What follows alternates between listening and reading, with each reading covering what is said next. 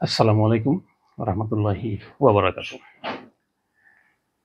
একটি আজকের এই মুহূর্তে একটি ভালো এবং একটি বিষয় নিয়ে বসলাম আলোচনায়। সে হচ্ছে আমার অত্যন্ত শ্রদ্ধেয় বড় ভাই, দেশের প্রখ্যাত বর্ণাঢ্য একজন সুপরিচিত বিশিষ্ট সাংবাদিক, যিনি জনাব শওকত মাহমুদ ভাইয়ের আজ শুভ জন্মদিন। সেই শুভ জন্মদিন উপলক্ষে দুই চারটি কথা বলার জন্যই আসা।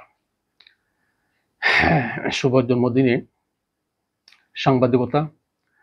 সাংবাদিকতা জগতের কিংবদন্তি ও আলোকিত পথের দিশারি, মেধাবী কলম যোদ্ধা, জাতীয় প্রেস ক্লাবের রূপকার, জাতীয় প্রেস ক্লাবের সাবেক দুবারের সভাপতি ও 4 বারের সাধারণ সম্পাদক, তিনি সেই মেধাবী সাংবাদিক জনাব শওকত মাহমুদের আজ 66তম শুভ জন্মদিন উপলক্ষে আমার পক্ষ থেকে আন্তরিক অভিনন্দন ও শুভেচ্ছা।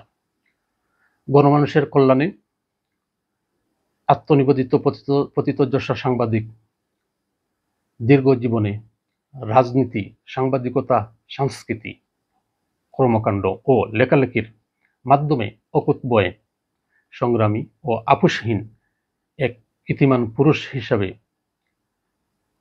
তিনি নিজেকে যেভাবে প্রতিষ্ঠা করতে সক্ষম হয়েছেন, তিনি হচ্ছেন আমার শ্রদ্ধেয় বড় ভাই, জনাব জাতীয় প্রেস ক্লাবের সাবেক সভাপতি, বিশিষ্ট সাংবাদিক, মেধাবী সাংবাদিক জনাব সেই শওকত মাহমুদের কথাটাই বলে যাচ্ছি।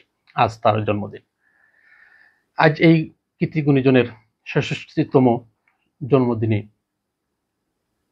বড় ভাই শওকত মাহমুদেরকে আমি আমার পক্ষ থেকে জানাচ্ছি প্রাণঢালা অভিনন্দন। সেই শওকত মাহমুদ সম্পর্কে বলে শেষ করা যাবে না আমার মতন এক নগণ্য কাজ থেকে।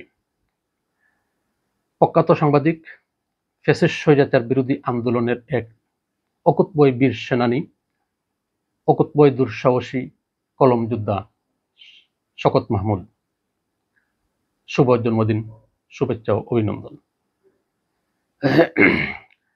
আজকের এই দিনে আপনার সুস্বাস্থ্য, দীর্ঘায়ু ও কর্মজীবনে আরো সাফল্য কামনা করছি।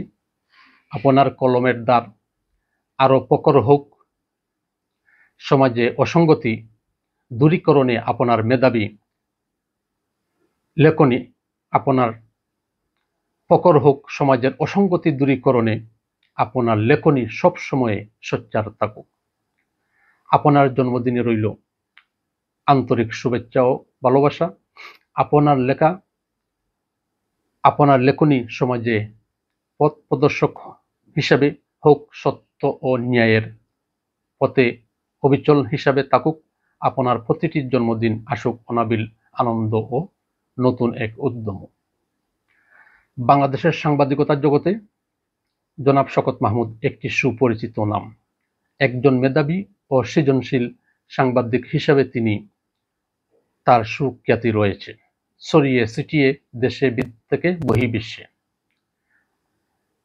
অগ্রজদের কাছে তিনি যেমন প্রিয়, তেমনি অনুজদের কাছেও তিনি একজন শ্রদ্ধেয়।